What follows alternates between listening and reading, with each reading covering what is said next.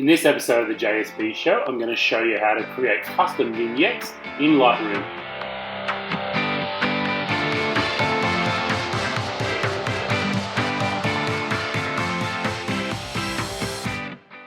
Hey guys, what's up? It's Johnny here and welcome to another episode of the JSP show. I'm super pumped to be here, and this week I'm going to show you how to create a custom vignette in your images for Lightroom. It's a really cool technique, and it just makes things so much easier when you've got your main subject off center, and I'll show you all about that in a minute. But before we get started, I want you to go and check out this URL. We've got a super deal on the awesome community that I'm a part of called the Share, Inspire, Create Lounge. If you haven't heard about it, check out this URL. Check out this amazing deal we have for you right now. And man, there's people in there just like you mastering their photography through this community, so I recommend you check it out. Alright guys, let's get started with the tip. I've got a beautiful image here from a waterfall from the Catlins National Park in the South Island in New Zealand, and it was a magical morning. We were there with Jay and Marina Patel filming a new behind the lens course that we filmed with them, with myself and Branton, and it's just a beautiful soft light morning. The waterfall was awesome, absolutely magical. But I want to show you something. So if I was to go down to the normal vignette tool, if I head down here to effects, you'll see the top one here, vignette.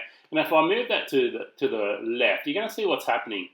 The vignette is pulling down, but see the center is over here. So the problem is the vignette that's built into Lightroom is going to just center in on the subject. So, you know, if the middle of your image isn't the main subject, then it's, you know, it does an okay job. And mind you, I pushed it to the max here just for this example. And I'll show you what you can do. So if I was going to vignette this with the vignette tool, it'd probably be something around that, and I would hit the feather, and yeah, that's looking pretty good. And I always have a little bit of a play with the roundness. Yeah, so that's looking pretty good. So that's okay. So that's before the vignette, and that's after. And that's okay, but we can do a little bit better. And what I recommend you do, I'm just going to reset that amount there by double-clicking it. I'm going to close that there, and I'm going to go to the graduator filter. This does take a little bit more time, guys, but you know what? It's so much more powerful. You ready? Oh, look, I've already got a grad there already. Look at that. So I'm going to get rid of that one. And the first thing I'm going to do is put a grad up here. And what I'm doing is I'm customizing where the center point of my vignette is with the graduation tool.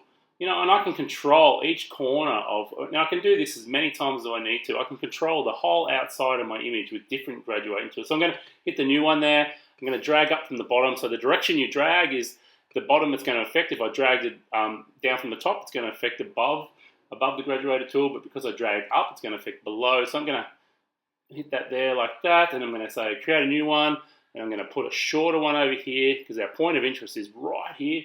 And let's move that down again. And yeah, that's looking pretty good now. I think this area up here could do with a little bit more darkening. So let's see what we've done. So that's before, after, and of course, I can go back and adjust these as I need, you know, as need be. So that's the beauty of using this technique. I'm going to pull this one up a little bit here, and I'm just going to bring that one down a bit. The other thing you can do too, if you think it's too strong, you know, I might just pull the highlights back in that area. So it's doing the same thing. It's darkening that area down. So that's it, guys. You just keep going round and round your image, adding graduator filters till you get the desired effect you like. Look, on the right-hand side there, I would say that's a bit too dark. So I'm going to go back to the graduator tool here.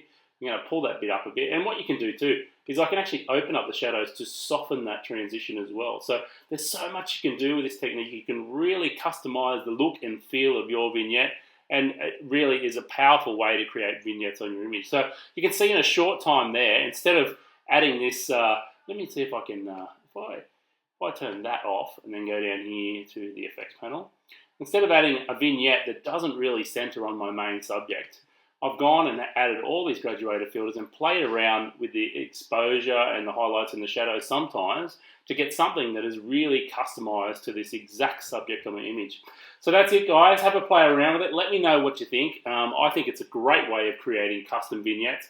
And as I mentioned earlier, please go and check out this link here for the Share, Inspire, Create Lounge. I recommend it highly. There's people in there, like I said, just like you, learning and mastering their photography every day through the amazing amount of courses that are already in there, and just the support from the community and the assignments. And I tell you what, it's just an amazing place. And I love being in there. I'm addicted to it.